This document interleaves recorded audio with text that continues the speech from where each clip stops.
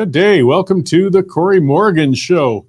Got an interesting one lined up today. There's all sorts of stuff happening and breaking, and then somebody's sick and everything else. So the Western Standard newsroom is down to a skeleton crew right now. There's only a handful of us around here. So we're going to be a bit of a different lineup. I'm afraid I won't have a check-in from somebody for the news updates, but I'll be going on about many things as usual, of course. I've got a guest coming in. I've been looking forward to this and talking about this. It's Cheryl Munson. She's of a Better Calgary party. For people outside of Alberta or Calgary area, Alberta's just started allowing political parties into municipal politics. It's already been happening in Montreal and Vancouver for some time, but it's just started in Calgary, and this party is just getting rolling. And it's controversial to some people, but of course, lots of other people are looking forward to it and thinking it could make some good positive municipal changes. And I believe it's going to make some good changes, but Ms. Munson's going to be in to explain a little bit more on what's going on with the party organization and what's happening with it. It's also, I guess I should note, for those watching live, it is September 11th. Everybody kind of old enough remembers that a world-changing event happened. It is one of those things where truly everybody kind of remembers where they were when it happened. One of the most horrific terrorist acts ever, committed in modern history. And, it's worth noting and remembering and watching out. We've got some crazy, extreme people in the world. Unfortunately, there always will be, who just want to slaughter people. And it happened then. We can't forget it.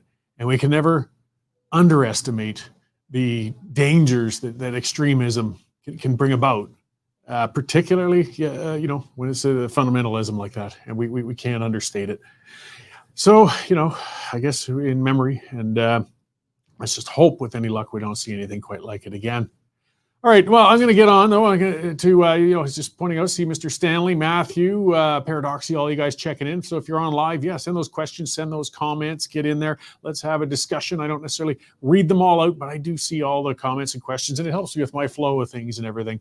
So I'm going to talk about what's got me going today. I got a couple things I'm going to hit today, but this is on the government and public trust. So a degree of skepticism and mistrust of governments, it's a good thing, actually. It's healthy. No elected officials or bureaucrats should get a pass or be gifted with blind trust. Government actions, they don't always have the well-being of citizens at heart, and the state should always be viewed with a skeptical eye. Now, with all that said, though, a degree of trust in the government is essential for democracy to function correctly. People must have a little bit of faith and be willing to cooperate with the government at times. So when that balance has been thrown off and healthy skepticism of the government is morphed into cynicism, things can go bad and quickly. So during the COVID years, governments at all levels shattered the relationship of trust with citizens. Elected officials and appointed bureaucrats, they eagerly imposed controls upon people with no regard for personal freedoms. The ability to earn a living, travel, meet with loved ones, or even pursue an education was curtailed. Even the sanctity, of course, of medical choice was violated as people were coerced into vaccinations they weren't comfortable with. The state fed mistrust between citizens and the government and encouraged them. And they fed mistrust between citizens and each other, encouraging them to report on each other for pandemic violations. Families were shattered, livelihoods were destroyed. With hindsight, we can see how clearly overblown the risk of COVID was. Even when the pandemic was first unfolding, it was evident that the virus was harmless to healthy young people. Yet the state couldn't resist imposing controls upon us all with disturbing zeal. Schools and playgrounds were closed, and kids playing hockey outdoors were assaulted by police. That really happened. Citizens were fed misinformation by the state, and the social fabric of nations was torn as people were publicly shamed for questioning the motivation and action of their governments. And now we're seeing the cost of this shattered trust. A local example here in Calgary, the water supply has been disrupted to months due to decades of incompetent civil governments neglecting to inspect and maintain the main water lines. Restrictions on water have been dragging on, and people are being shamed for daring to shower more than 3 minutes, or for flushing their toilets too many times, or washing their cars. Fines are being levied against people caught committing the high crime of watering their gardens. And of course, the threats are abounding with further legal consequences should citizens be using water beyond their rationed and allotted amount. Now, despite all this pressure, citizens aren't reducing their water use significantly in Calgary. While city officials beg, cajole, and threaten citizens, their pleas are being ignored. In order to repair the water lines, people need to reduce their water use en masse, and it isn't happening. Apparently, if the overuse of water continues, Calgarians may experience a total shutdown of water or have boil water orders imposed on them for the whole winter. Now, with such potentially dire consequences for using too much water, why are Calgarians still refusing to cut back? It's because they don't trust the bloody government. They remember the satisfied gleam in Mayor Gondek's eye as she maintained pandemic restrictions, and they know the contempt in her voice when she speaks to citizens. They either don't believe the threats to the water supply are real, or they're continuing with their high water use as an act of passive rebellion just to spite her. It's probably a combination of both. If people trusted the city government, water use would drop. It's annoying, but not difficult to reduce daily consumption to a degree. Trust has been compromised, however, and now, in time of genuine crisis, the government can't get citizens to cooperate on solving the problem. This isn't the fault of citizens. It's a consequence of the abuse of power by authorities. The issue gets even more worrisome when it comes to vaccine use. I mean, we've had safe, well-established, and tested vaccines in use for generations. People don't need a gun to their heads to take their children in for those vaccinations. They trusted the medical establishment and the government back then. The lives saved through polio vaccinations and others have been immeasurable, as well as the savings in health costs. Now, though, we're seeing a resurgence of some of those diseases we thought were defeated. Measles is making a comeback. So is whooping cough. We have vaccinations for that. Statistics are indicating that vaccine uptake has dropped dramatically in the last few years, and children are going to be paying the price for that. I mean, there's always been some people making crazed claims about MMR vaccines and autism. It was a bunch of baloney. But they were in a minority, and enough people participated in vaccinations to keep general immunity high. So we didn't see outbreaks of mumps, smallpox, polio. The vaccines are safe and effective. Due to the way the COVID vaccines have been imposed on people, though, mistrust of all vaccines has been growing. People are lumping well-established effective vaccines into the hastily concocted juice of the COVID jabs. Elections are approaching, and people must vote for change. The old guard has to be flushed from power and replaced with reformers. We need to bring the trust back. New faces won't solve every problem, but we can be assured the old faces won't solve any problem. Citizens are in an abusive relationship with their governments right now, and the trust has been obliterated. Only through new players can trust start to be rebuilt and a balance between citizens and governments be regained. Well, that's kind of my first rant of the day, guys. It's a big one, you know, because again, I know some people do believe that the water leakages might be fake or it's exaggerated, whether people should reduce it or not. I don't know. I think they probably should be reducing it so these things can get repaired. We should be fighting about finding why everybody was so vulnerable. We should be discussing, you know, how this can be fixed. But in the meantime, they should cooperate. But I understand why they won't. I understand why they don't trust Gondek. They don't trust the city administration because we've been abused. And now it's coming back to haunt us. Likewise, again, mumps, rubella, polio, those vaccines were effective, guys. The proof is pretty solid with that. But people now are afraid of all of them, thanks to the idiots with the government shoving COVID vaccines down people's throats. All right, now I'm going to talk about something else that's been breaking on the news, and it's pretty important, especially if you do live south or southwest of Calgary, as I do, and I want to explain a few things. So it's been hitting the news. The Western Standard broke that last night. A woman had a cougar on an acreage southwest of the city of Calgary. It came into her yard. She was her daughter was eating lunch, a 5-year-old girl, and looking out the window, she started screaming that something has got their cat, Oreo. As you can see in this video, the cougar was right outside their door. It was pawing at the door at some points. It was snarling. The dead cat, unfortunately, is behind the cougar there. It had killed it. And it would not be scared away. It was there for over 5 minutes. This is behind my place now. You see some video. I'm only a few miles from there. This is 3 young cougars walking a trail behind my house. I have a game camera back there. This wasn't me filming it, of course. And it was in the night. What I want to establish is I understand how to live with and around wildlife that can be potentially dangerous. I live among them now. I have no interest in harming animals, never want to. But I also understand when the line has been crossed and an animal has become too dangerous to tolerate. So this cougar that came to that woman's house, she called Fish and Wildlife once it ran away, and a lot of bizarre behavior. The cougar left the dead cat in the garden. It didn't take it with it. So it wasn't quite, or maybe it is starving. It was skinny looking in the video, but food might not have been the motivation. Then the cougar came back, as you can see in this picture, in the night. It came back and was behind the door. It looks like a young cougar, a smaller cougar, but still, when you think of the power of a 5-pound house cat, and think about the kind of power in even an 80 or 100-pound cougar, a very, very, very dangerous animal. It's extremely rare for a cougar to attack a person. Very, very rare. A lot of people don't even realize, like as I showed with my game camera, cougars are actually quite common. You just don't see them. They're very shy. They stay in the woods. They have no interest in interaction with people.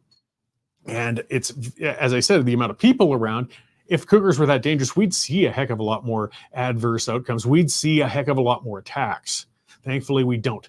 But when it happens like this, when that line has been crossed, when a cougar is behaving so unusually as this one, as bizarrely as this one, as dangerously as this one, it has to be destroyed. And I've been watching the online discussions of this. Of course, a lot of the armchair quarterbacks. That's why I'm giving some of my pedigree. I'll point out. Like I said, I grew up in Banff, for those who know me.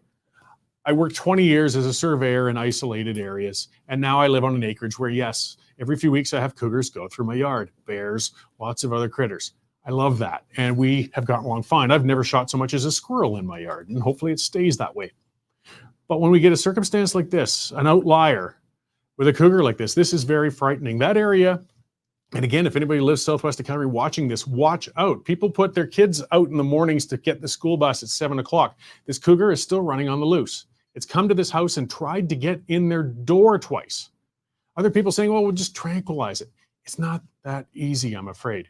Cougars aren't like bears. Okay, they can't be easily trapped in a large live trap and then relocated somewhere else safely, unfortunately. Tranquilizing isn't that easy either. They're smart. They can hide out quite well, and just trying to get there and get a dart into it. Again, people, and what are you going to do with it? You can't rehabilitate it. I mean, again, it's behaving so unusually like that, and so aggressively and so dangerously. It has to be put down. They aren't endangered, but a lot of people are in danger. Some people saying it was just a cat. That's not the point about the cat this thing killed. It's the fact that it came out during broad daylight and did it. It did it in somebody's backyard and then tried to get in the door to her daughter. So for fools saying we should just leave it be, it's nature. Look, some people are urban dwelling. They don't necessarily understand. In these cases, it has to happen. Out where I live, it's ranch country. There are a lot of cougars. There are a lot of bears. There's a lot of interactions. I know they don't publicize it a lot, but I guess what? Actually, a number of cougars get shot every year out my way. It's usually because of adverse interaction with livestock producers, but they are not endangered. It's a last resort. Those of us who choose to live out there do it because we love the wildlife, because we want to be around them. I mean, there's smart things you should be doing. Don't leave your food or garbage out. Don't attract animals around. Some other people saying somebody was clearly feeding that cougar. No, I don't believe they were. They're not like foxes or bears where they can become habituated quite so much. Again, they're so shy with people, there wouldn't be the opportunity for somebody to start feeding it. Though who knows, you leave enough meat outside and you can attract anything. I don't think that was the case happening here. Cougars, again, tend to stay away. It would grab it in the night and take off. This is just not typical behavior. So the news is going to come out on this story as it keeps unfolding. I'll spare you the name of the lady. She is a neighbor of mine, just a few miles away. But either that cougar is going to be found and destroyed, as I'm afraid it has to be, or even worse, that cougar is going to attack somebody. Something is wrong with that particular animal.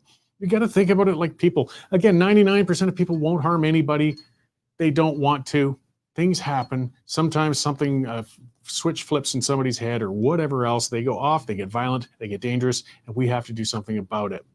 In the case of a cougar like this, as you can see in that picture with the blood on its paws, aggressive and trying to get into the house, there is no other option. So again, if you're watching in the Southwest, if you know people with acreages down there, though, this is ongoing right now.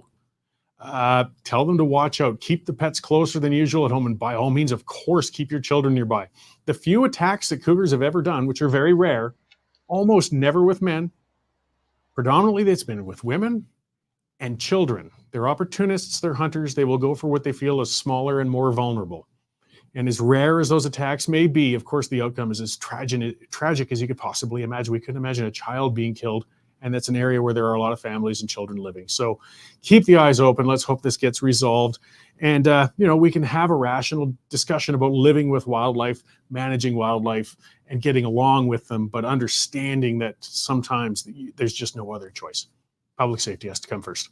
All right, let's come a little closer to home into the urban area and talk about municipal political parties. This is something I've been wanting to see for years, and it's finally coming about, and I'm hoping it's done right. So we've got Cheryl Munson of Better Calgary here. This is, I guess, the first political party in Calgary? The very first. All right, That's right. Thank you very much for joining us to talk about it. Thank you for having me here. So, to start with, you must have been doing some research and other things. There are other political parties in other cities in Canada. It's not common, but this isn't a first time ever or anything. No, Vancouver and Montreal. And Edmonton has just started one as well. Okay. Yeah. Great. Yeah, Edmonton would be new. So this has just been brought in with Alberta with a framework and a resolution. Yeah. I guess part of the problem is there's always been unofficial political parties. Yes. There have been alliances, Yes. but then you don't know where they stand because it's behind closed doors. That's right. So what motivated you to get active with this? We came together. We want to see change. We know that the left and the unions are always very, very organized, and they put together a slate, and they were very successful last time. And we decided that we needed to come together as center-right conservatives and do the same and beat them at their own game. Yeah, and you've already been doing a lot of organizational work there. I've been seeing the online updates. Anyways, There's been meetings around the city in different wards. I think there's 14 wards and 14 wards. So have you started a nomination process? How does this work? So what we did, we had our launch in June, and then in the summertime when a lot of people are away and stuff, we had meet and greets in all the wards and got out to meet the people, sold some memberships. And right now we're setting up ward associations in every single ward. We started on Saturday. We're going to end this Saturday, get all 14 set up. And then our bylaws are this close to being done with our legal team. And then we're going to start running candidates, nominations. Yes. Okay. Because you've got a whole lot to do in actually a relatively short timeline.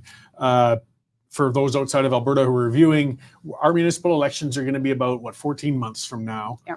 And to the point, I mean, it's one thing if a party was already established and just trying to get your nominees and get campaigning, you're establishing a party as well as getting those nominees. So being in such a rush, how do you prevent making mistakes?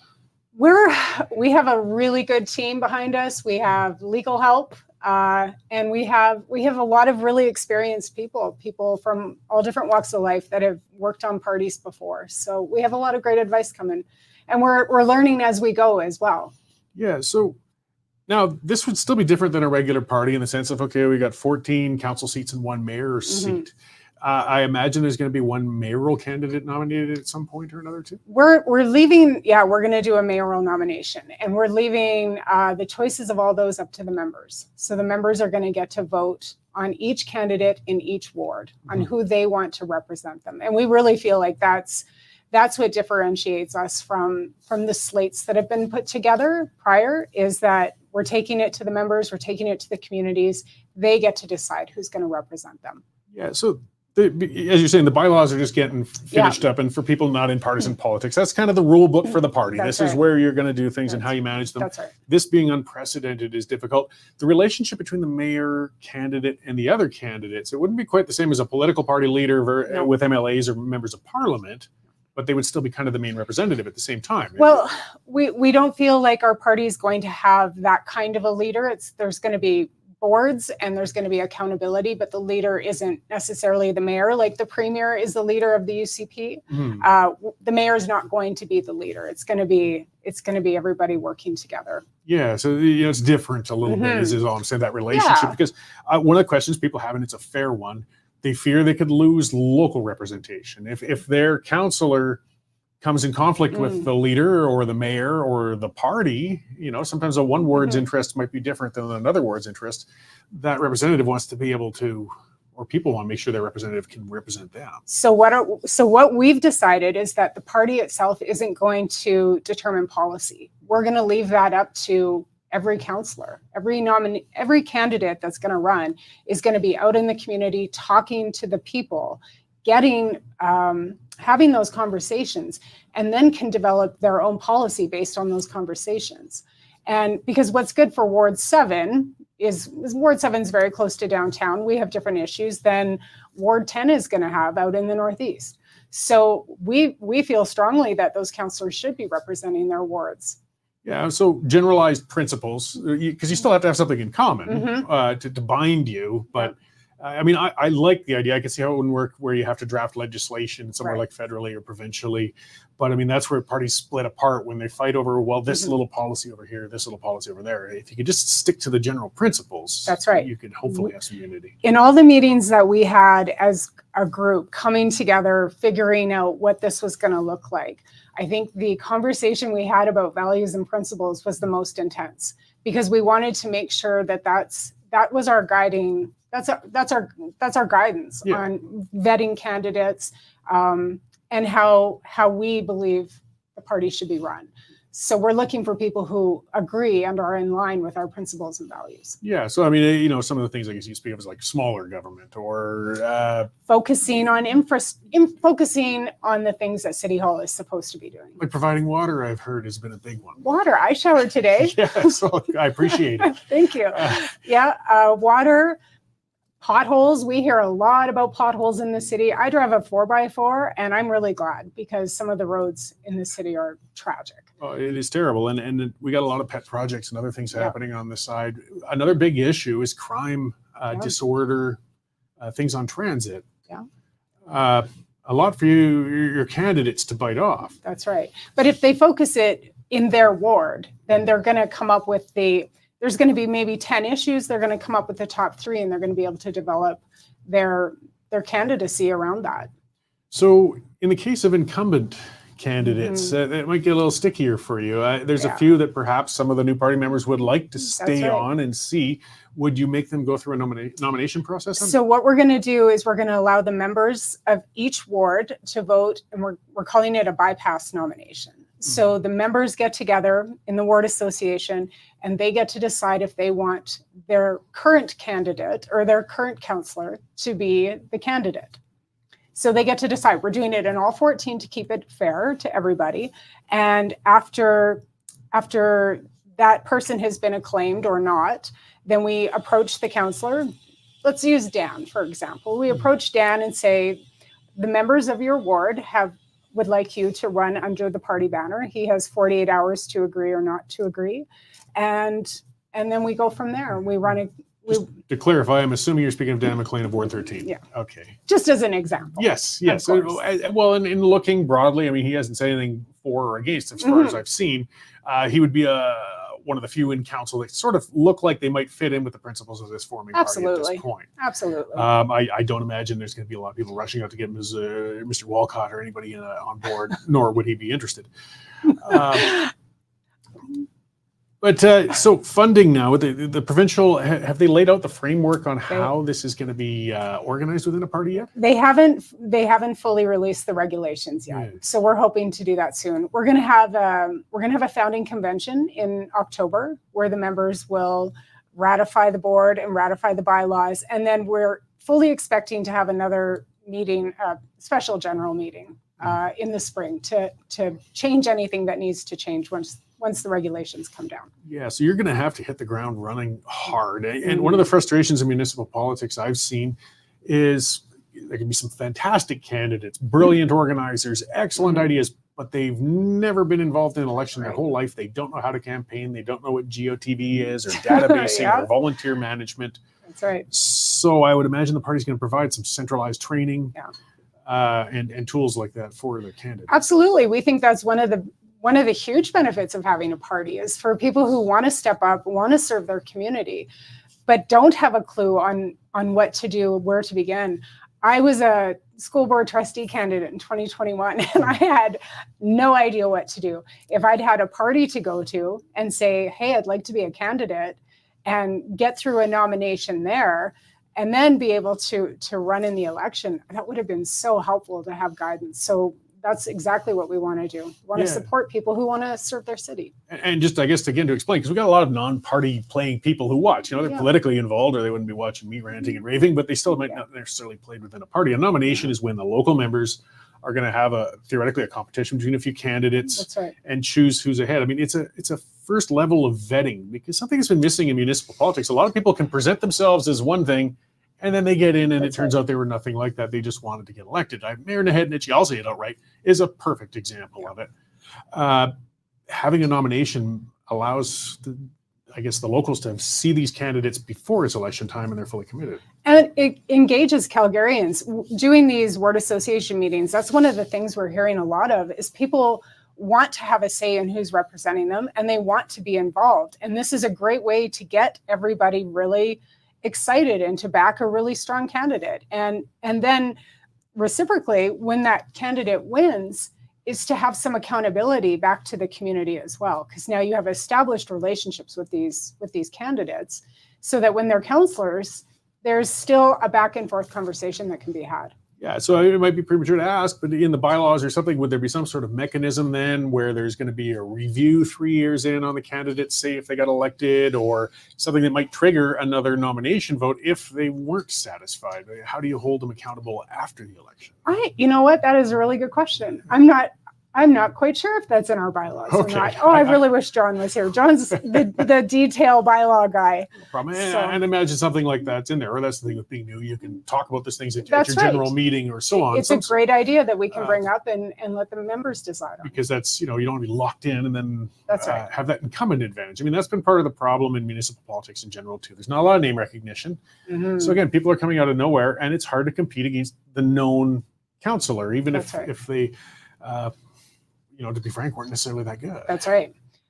Yeah, that's exactly it. And especially when you have 27 people running for mayor, how are you supposed to be educated on every single one of those people? Yeah. It's impossible to keep up like that, even if you are politically involved in everything. So we really want to simplify it and bring it back to the people. And I think that's a huge advantage over the slate. I don't like to be told who to vote for. I want to have a say in the process of how that happens. Well, and keeping them rolling, as I said, between elections, like one of the best strategies for councillor once they got in used to be nobody moves, nobody gets hurt. There were two who stand out. I'll say their names. You're being nice. You're starting a party. But Dale Hodges, may he rest in peace. But he was in for something like 30 years, and he would never take a stand on anything. In fact, he was notorious for whenever a controversial vote came up, he'd suddenly get a stomach illness and go to the bathroom, wouldn't come back till the vote was back in council. And Ray Jones was in for 20 some years, and nobody had ever heard of him. Same thing. He wouldn't do anything. But when election time came, they were the incumbents. People still knew the name, and they would just keep getting in. Yeah. And you got to make them work it while they're in there, not That's just right. get in and turn into a mushroom. I would really, I'll speak personally. I'd love to see councillors, instead of being in an office in City Hall, I'd love to see them have offices in their wards. Yeah. Be a little more, makes perfect sense. a little more accessible to the people. Yeah, I mean, a member of parliament has a riding associate or riding, and then there's a constituency one for provincial. That would make sense. It'd be another expense, but I guess if you could save money elsewhere. We could probably save a lot of money elsewhere. Yeah. So I guess what are your next steps then? What's coming up? So we're going to finish building the ward associations this week, and then we're getting into hopefully the bylaws will be done. Like, we're so close, and then we can get into candidates. We've already got a welcome. We've got so many people stepping up who have put their name forward for maybe I'll run. I'm thinking about it, to absolutely I want to run, and so many great people in every ward. So we're getting our packages prepared for those folks, and then we rolled into our founding convention. Okay. So we're running out of time. It went fast, but before I let you go, then how do people get involved? Where do they reach out? I mean, if they want to get in on it. BetterCalgaryParty.ca is the best place. That's where we have all the events that are coming up. That's where we have all the principles and values. You can find out all the information there. Excellent. A BetterCalgaryParty.ca. And I know people have been referring to it as ABC. Yeah, already. and that's okay. But the website is a Better Calgary. Yeah, you want to find the website to know you can get to the events. We're also on Facebook. We're on Instagram, Twitter, X. So we're a little bit everywhere. Okay, excellent. Anything else you'd like to add before I let you go then? Oh, nothing off the top of my head. I think I got it all in. Okay, well, I appreciate it, and I really do, hope for the best. It's a big task you have ahead. I'll just throw my little two bits of advice in. I was, part of the founding of the Wild Rose Party and things like that, and I know you guys are probably already sweating it. Make sure the bylaws pull you together rather than rip yourselves apart over it. No hill's worth dying on. That's right. Compromise, That's right. If you don't get your way on this one this time, give it a year or two. You can change it later. Don't stomp out the door. I will say we've come together as sort of a center-right coalition, and I think if we sort of have worked on the basis if we agree on the fundamentals, everything else can be flexible. But the fundamentals are where, and that's where you get 80% of what you want, as opposed to 0% of what you want. You're certainly not getting it where it stands. Right. Thank you very much for coming in to talk to us about it. I'm really going to be watching this with interest. I hope to speak to you guys again, perhaps after the AGM and that, and see where it's all going. Thank you. All right, thanks. So that was Cheryl Munson of a Better Calgary Party getting formed. I'm really looking forward to this. Like I said, I've been a proponent of this for quite some years, and some people get soured when they hear the word party. They worry it's going to turn it into an unreasonable show of competing egos. Well, the thing I got to point out to people is you've already got it. It's just unofficial. This puts it in the open. This gives you a means to participate and have something to do with it. If a union's doing it, it's going to be the union heads who, are tied in with the NDP. The party was there. And now it's going to be open. I mean, the unions put in $1.5 million, I believe, into the last election through other advertising and things like that, which definitely had an impact on the election. As I mentioned earlier, Naheed Nenshi, people wonder part of why I have such a beef with him. Well, part of it's because he's a bloody socialist. But the other part is I can respect an honest socialist. They do exist, absolutely. And Rachel Notley, I always opposed her. I would never vote for her. But I had respect for her because she's always at least been upfront about what she's about, what her ideology is. Naheed Nenshi campaigned on being pro-business. He campaigned on being small c conservative. The only reason he did that is because he's not stupid, that's for sure. He's not a stupid man. And he knew that if he ran as the leftist he is, he never would have won, not a chance. So he painted himself as a conservative, a center conservative perhaps. And once he got in, he was brutal. He did tax increase after tax increase on businesses, on individuals in their household. City Hall exploded under him. The incompetence. the Green Line that's fallen apart. I didn't even go into specific policies like that with Ms. Munson because I don't think they're quite developed to speak on those. I suspect they got a lot to say about the Green Line. This is an LRT project. When we break it down, this was the Nenshi's pride and joy, his legacy. That was going to be costing something like $200,000 a meter of track laid initially. And this was 9 years ago, I believe. And now, when they finally pulled the plug on this behemoth, not an inch of track has been laid yet, but the city's managed to blow $1.5 billion on it, but haven't built anything yet. And the cost projection is up over $625,000 a meter for this little train track that's going to go into an area that barely anybody lives in. That's the legacy of Nenshi. And if people knew what Nenshi was about those many years ago, he never would have become the mayor. How would they find out what he's all about? Well, if he'd have run through some sort of nomination, some sort of vetting, a competing candidate would have said, would have brought it up. It would have been brought before the members, and they probably would have rejected him before he even got on the ballot for the party. So rather than fighting against political parties, let's bring them in the open. Because the only thing worse than an official political party is an unofficial political party. People have talked about that. I've been on those hypothetical discussions. They say there should be no parties anywhere. There should be no parties in the legislature, for example. Let's say we did that. Let's say we illegalized and disbanded every political party in the legislature like that overnight. Okay, it's fine. What do you think is going to happen? Well, our system forces us to have something to choose a premier. So they would have to, I guess, get together all the MLAs, these nonpartisan MLAs, and rally around a few people and vote amongst each other and eventually choose a leader. Well, while they do that, obviously they got different ideologies. 15 MLAs are going to go over here with this leader candidate, and 40 are going to go over here with this candidate, and 22 are going to go over here with this candidate. And then they're going to bond. And then they're going to share party ideas. And then they're going to sit together in certain parts of the legislature. And then they're going to vote on the same sorts of policies together. Guess what? You're back to a party system. It never went away. You just hid it. You made it more complicated. You made it more difficult. You can't get rid of it. So call it then a necessary evil. And yes, it's not a cure-all. We've seen that. I've seen a lot of the commenters talking about that. Yeah, that it's a lot of cynicism, and I don't blame them. That's part of my initial monologue talking about the mistrust with government, that no matter what you do, nothing seems to change. I don't fully believe that, and I'm a pretty cynical guy. Not enough changes, not enough stuff's reactive, but the one thing is you can be guaranteed to lose if you don't participate. So you want as many tools as you can possibly get. This party getting founded, I'm going to watch with interest. As I said, I've taken part in founding parties before, and it's a complicated, tenuous affair that can split up fast. As I said, the tips I would give to others out there is just, and that's the hard one for me, a prideful guy, an opinionated guy like me, when you're on the board or something like that. If you don't get your way, just get upset, that's fine, but let it go. It's not worth stomping out of the room. So many people get into politics with that's my hill to die on, and darn it, I'm just not going to participate if I don't get my way.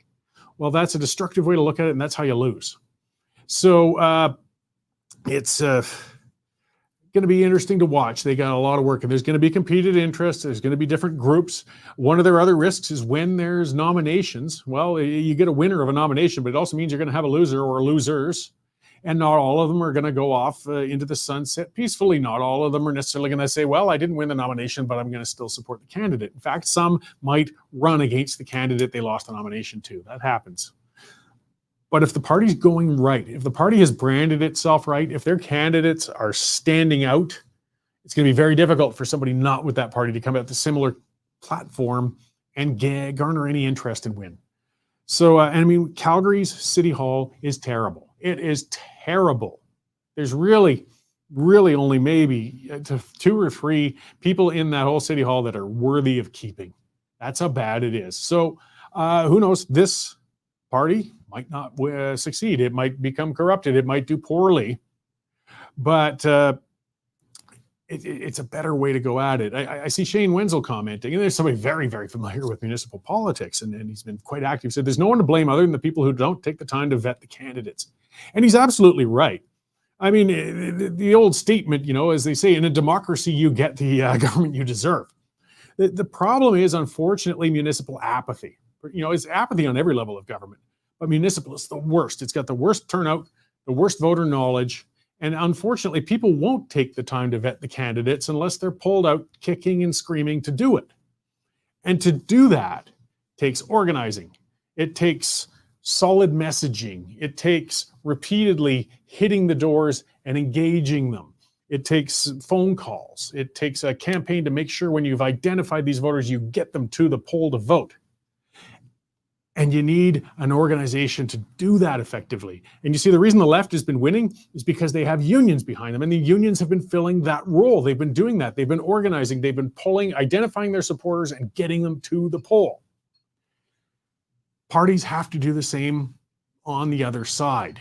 They have to. Or unfortunately, yeah, people won't take the time to vet the candidates. And you could still end up with bad candidates with a party brand. That's part of why I asked as well, what do you do if it turns out your candidate isn't very good, even after the election? Well, then, you know, you've got to give the members a mechanism to change that, or they will lose interest. The other hard part that this party is going to have to learn, leading up to elections when people are excited and active and getting involved, it's the time between elections that's tough, guys, especially if you didn't win your ward or constituency or whatever you're at.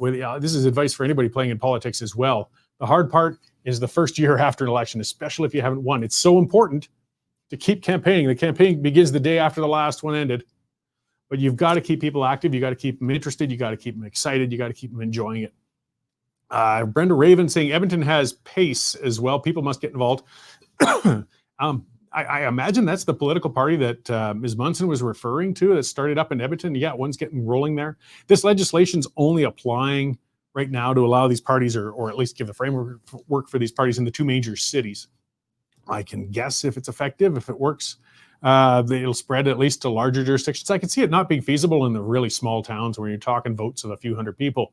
But Red Deer, Lethbridge, Grand Prairie, Fort McMurray, we've got some centers that can certainly sustain a party system. But it's up to them. It's up to them. And all the government has done is provide the framework. If you don't like it, there's nothing to stop people from not voting for the parties or the candidates with them. That's where I see some of the sickness that comes from a lot of these municipal groups and the ones that come out. And when I see the municipality organizations always complaining about, oh, this is not what citizens want. Citizens don't want political parties. They don't. Well, then why are you worried about it? They won't vote for it. No, the reality is those ones who are part of those municipal organizations know that the citizens don't want them. And they know if the citizens organize, they're going to be in some serious trouble. The status quo is going to be in trouble. So they would rather the provincial government did not provide the framework, the rules, and the ability to have a party mechanism to compete in these elections. That tells me right away, if we want to challenge the establishment, the best route is through a party. Guaranteed route? No, there's no guaranteed route. There's no guarantees in politics. It never ends. As I've said to other people, it's not like, a video game. You don't get to the end and rescue the princess and raise the flag and it's all over. The game just keeps going and going and going. Sometimes you win, sometimes you lose. As I always say, you got to participate though, or you're guaranteed to lose. Speaking of party politics that are dysfunctional, and I know some people will blast at me for this, and that's fine. I don't like Trump. Never liked him. I'm conservative. If I was American, I would vote for Trump because he's better than the option, but I would hold my nose to vote for him. And it's only because his option is so bad. I wish the Republicans could have chosen somebody better. But he's who's there now. And yes, I would rather see him as the next president than Kamala Harris. But I watched that debate last night. And, you know, lots of people say, we're speaking of cynicism, speaking of party systems failing. You know, people say this a lot, and they've got a valid point. The Americans, what do they got? 300 million people more? And those were the best two you could find. That's the apex. That's what your party system. So that's for somebody who's opposed to party system, somebody who's critical of my saying that it's a better system. They've got a valid point in pointing that out. Well, look what you got out of it there. And they're right. You know, something is terribly wrong with their primaries. If that's what, with all the filtering, with all the hundreds of thousands of people who take part in politics at all sorts of levels and everything else, that was the cream that rose to the top on the top two parties. Good Lord, in what is the most powerful country in the world. I'm just really hoping, whichever one of those two wins the election, that there's just some sanity and rational behavior on the part of the Congress and the Senate to make sure that neither of them, whoever it might be, does anything too radical or nutty. But I mean, watching those two on the debate last night, it was painful. Neither of them really went specific into policies or committing themselves to anything. It was an insult fest. It was a BS fest. I mean, and yeah, there's bias, absolutely. The moderators jumping in on Trump over and over were irritating as hell. And some people saying, well, they had to fact check Trump was lying all the time. Yeah, I know. He lies all the time. That's nothing new for him. But the role of checking Trump on his lies should be up to his opponent, Kamala Harris, not to the moderator of the debate. Kamala should counter him if he's BSing. And she spouted a bit of BS on her part as well. And ABC seemed to have forgotten to correct her on that. Bias, you know, we got big issues. Bias in the media, things like that. Paradoxy saying, I hope we can get XL Pipeline back on. And then made a pun with maybe that's a pipe dream. Because, yeah, that did come up. Trump mentioned the XL Pipeline a couple times. Yeah, but you see, part of the issue with that is the trust still there between the private market and the rest. I mean, it's really just a little bit across the border, but does anybody want to put the money forth to finish that thing now? Or is it totally dead? I don't know. It's quite a gamble when you don't know every 4 years if the next government's going to shut your business down. Again, as I said, there's a better chance for rational energy policies and things like that if Trump gets in than if Harris gets in. But still, there's going to be a lot of irrational stuff out of Mr. Trump as well as things go. But either way, it does provide a lot of interesting political fodder. I'll finish off coming a little more domestic. Yeah, Pierre Poilievre, you know, Jagmeet Singh went through the political theater, says, I'm not supporting Justin Trudeau anymore. And others saying, well, let's have a confidence vote. Oh, I don't know about that. Yeah, because Jagmeet Singh's a coward. He's a wimp. He's NDP. Come on, he's a socialist. What do you expect? He's posturing. He does realize, or at least his advisors have realized, that his constant capitulation to Trudeau. I mean, he's milked a lot out of the Trudeau government. The Trudeau government has swung pretty hard left under Singh's partnership with Justin. But the bottom line is they're looking at a year before the next election. They've got to try and decouple themselves and make themselves look a little bit independent rather than just being in bed with Trudeau, because they're not going to win any seats under that. They don't want to go down with the Trudeau ship. I think it's too late, but he's also not going to want to go down with the Trudeau ship in a month or 2 months or 6 months from now. So Poilievre is going to call a confidence vote. He's going to put it to the House, say, let's put it on the table, vote to stay or vote to go. I will bet my hat. I never wear hats, so it's a safe bet for me that they're not going to vote to go to an election. We could use one. We really could. The Trudeau government is completely incompetent, and they're irreparable. Liberals have got to be realizing it a lot. I mean, Trudeau had his annual caucus retreat. That's when you're getting ready for the political year. It's the end of summer. They got together in Nanaimo, and it sounds like almost half of his members of parliament didn't even show up for it. Another one called out and said it's time to get rid of Justin Trudeau. They realize they're not going to win the next election with this guy. They've got to do something radical if they're going to have any hope. and they're not willing to do it. I thought for sure it was one of those times I was wrong. Yes, I know lots of people say it happens all the time. I don't know. Happens now and then, I got to admit it. I was confident there was going to be a major cabinet shuffle after the cabinet retreat because I thought this party has to rebrand itself. They got to try at least. If we're not getting rid of Trudeau, we got to say, we're different. Please trust us again. We'll do something different this year. We're going to put on a fresh coat of paint and change all the cabinet ministers, and that's going to be a new approach to everything going into this year. And he didn't change a single cabinet position. Where is your trajectory poll-wise for over a year now has been going straight down, straight down. They're leading up to a possible record loss of seats. And they still think that staying the course is going to help them. They think that's the best means. Speaking of party politics, something's failing there. Trudeau has cloistered himself. He's obviously not listening to advisors because I don't care for Liberals, but they aren't all stupid. There's some smart advisors and strategists among them. And he's not listening to them. They're not getting to him. And this party is going to be in the toilet. Unfortunately, it's going to hurt Canada a lot. Okay, I've run out the clock. Just one more reminder to folks. I usually remind earlier. Things have been thrown off. I didn't have my regular news check-in. We rely on subscribers, guys. That's how we pay the bills. This is how we stay independent. This is how I can be critical of government. I don't have to worry about them pulling our funding. It's through subscribers. It's $10 a month. It's $100 a year, like a newspaper subscription. You can get past the paywall, into the newsroom. Stuff's breaking. Stuff's going on all the time. Get on there, westernstandard.news/subscription. Take one out. Thank you all for joining me today, guys. It was a big audience out there today. It's great. I appreciate it. And tune in for the pipeline later on. We got a new panel coming up, and come back next week at this time. We'll do it all again with a whole new set of issues. Thanks, guys. See you then.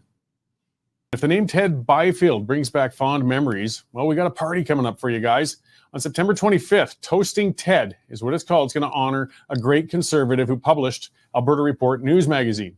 It's going to be bagpipes, singing, live auction stakes, speeches by Premier Smith, Preston Manning, Stephen Harper. Quite a lineup. The Western Standard is the final incarnation or the latest incarnation of Alberta Report that Ted Byfield founded. And I mean, he was a great Albertan. He really made his mark on this province. And this evening of celebration for him is really going to be outstanding. You get there, toastingted.ca. That's the website.